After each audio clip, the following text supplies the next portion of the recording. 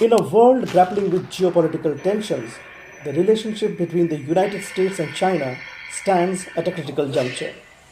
While Secretary of State Antony Blinken is planning to visit China in the coming weekend, a section of the American media is drumming up hysteria, accusing China of setting up an electronic listening post in Cuba, 假的真不了。 a claim that has been strongly refuted by China's foreign ministry. There is a ground stop on our airport. Blinken's last planned visit to China in February was abruptly called off due to a similar hysteria over a Chinese weather balloon. Will Blinken eventually make it to Beijing? And if he does, what will it mean for China-US relations and larger geopolitics? To find out more, we spoke with seasoned American peace activist Joseph Gerson. Welcome to CGTN, Mr. Gerson. Thank you. I'm glad to be here. If we notice the timing of the Cuba report, do you think it somehow indicates that there are forces within the US that want to disrupt any potential China-US dialogue?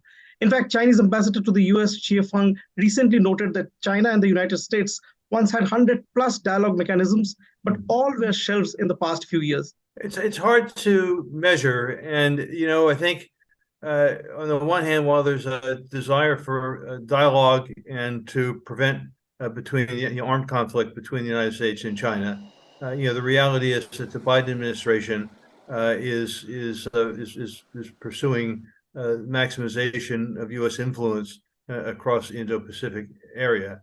I think even in China, there's a diversity of views, and we certainly have a strong diversity of views here in the United States.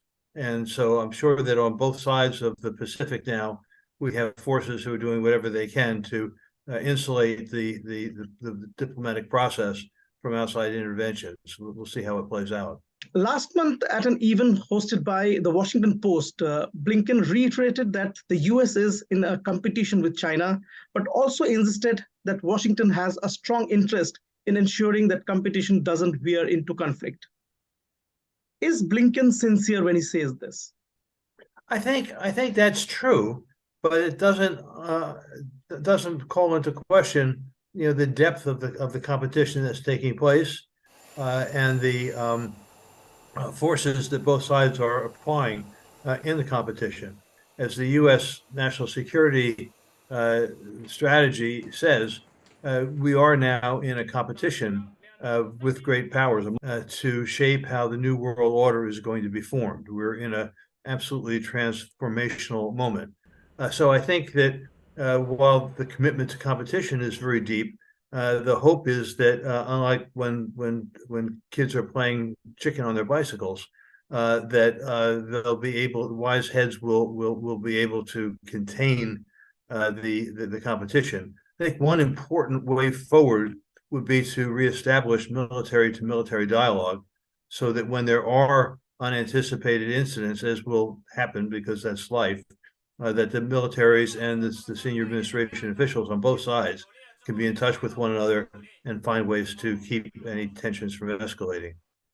So you talk about military-to-military exchanges, but as we speak, there are US sanctions against Chinese Defense Minister Li Shangfu. And Ambassador Xie Feng has articulated China's position, saying it surely is not the right way to seek dialogue and cooperation while putting the others on the sanctions list. How do you see this contradiction? Yeah, I fully agree. The sanctions are not helpful. While we do have very serious differences, the interlocutors have to be treated with respect. I think one of the challenges here in the United States overall in relationship to the U.S.-China relationship is to help Americans understand that even as we have differences, that it's important that both sides treat one another with respect that they deserve.